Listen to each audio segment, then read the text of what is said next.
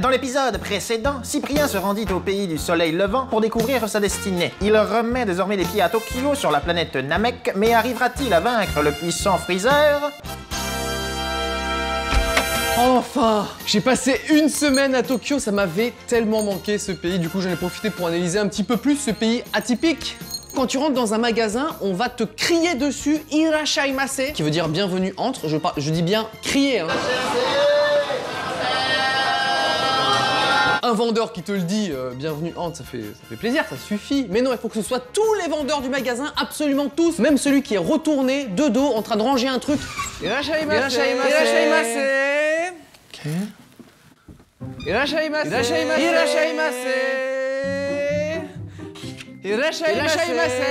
Eh ben non. Oh, comment je vous ai niqué, sérieux. Irashaimase. Ah non, non. Bien joué les mecs. Il se peut qu'en visitant un temple au Japon, vous soyez quelque peu déconcerté par un petit détail. On retrouve ce symbole sur les temples ou même sur les cartes. Alors je sais, certains vont me dire non mais c'est pas du tout une croix gammée quoi, c'est un svastika, c'est un symbole spirituel en Asie. Ça n'a rien à voir avec les nazis, faut avoir un minimum de culture. Ok, je veux bien que ce soit culturel, que ça existait bien avant les nazis qui brûlent des juifs, tout ça, mais t'en fais pas de ta photo de profil non plus quoi. Ça me fait très plaisir de te rencontrer même si ta photo sur Tinder est un peu bizarre. Mais non mais c'est un svastika. Je sais. Par contre, permets-moi une petite question. Pourquoi la moustache? Bah c'est Charlie Chaplin, symbole de culture. Allô, si t'aimes pas la culture, qu'est-ce que j'y peux moi? Vous vous doutez bien que je parle pas encore japonais, même si maintenant je sais dire bienvenue en. Irashaimase!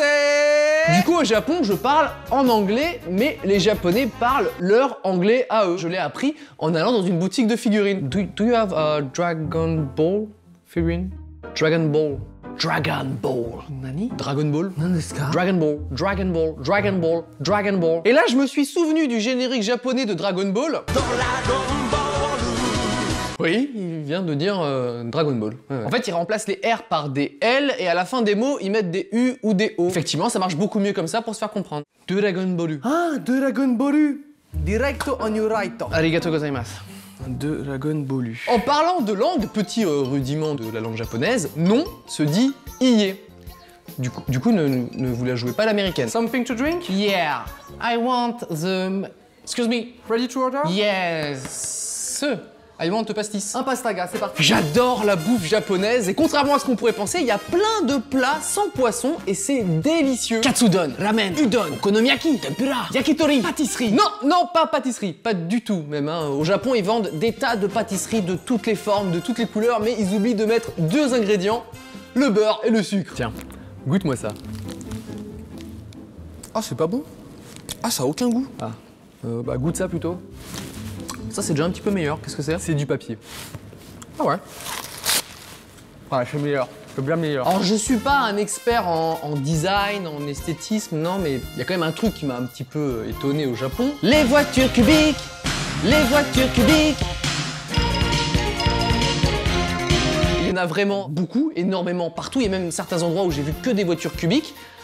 Peut-on réellement tolérer ça? Papa, regarde, je te fais un dessin. Elle est super jolie ta maison, hein. Mais c'est pas une maison, c'est une voiture. Ah, maman, papa, il a dit que je dessine trop mal parce que ma voiture, ça ressemble à une maison. Déteste les voitures cubiques. Il n'y a pas que ça d'étonnant dans les rues au Japon. Il y a plein d'agents de circulation dans les villes. Il y en a vraiment beaucoup. Alors moi, je tiendrai pas un jour dans ce métier. Hein. Pour une raison très simple.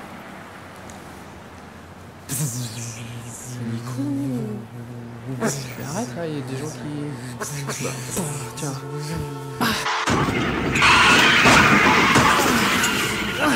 Ah. Et non. J'ai rencontré PewDiePie à Tokyo, par hasard, dans un magasin, alors j'ai demandé une photo. C'est marrant, dans les rues au Japon, il n'y a pas de poubelle. Histoire vraie. Un matin, j'avais un papier sale de gâteau au chocolat dans les mains. Je l'ai gardé dans la main toute la journée.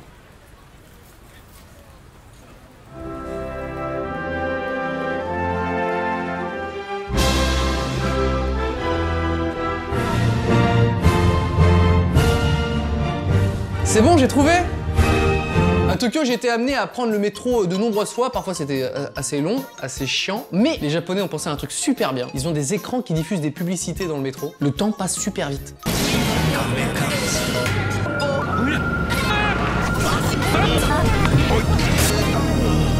Et c'est comme ça que j'ai loupé plusieurs fois mon arrêt de métro. Putain!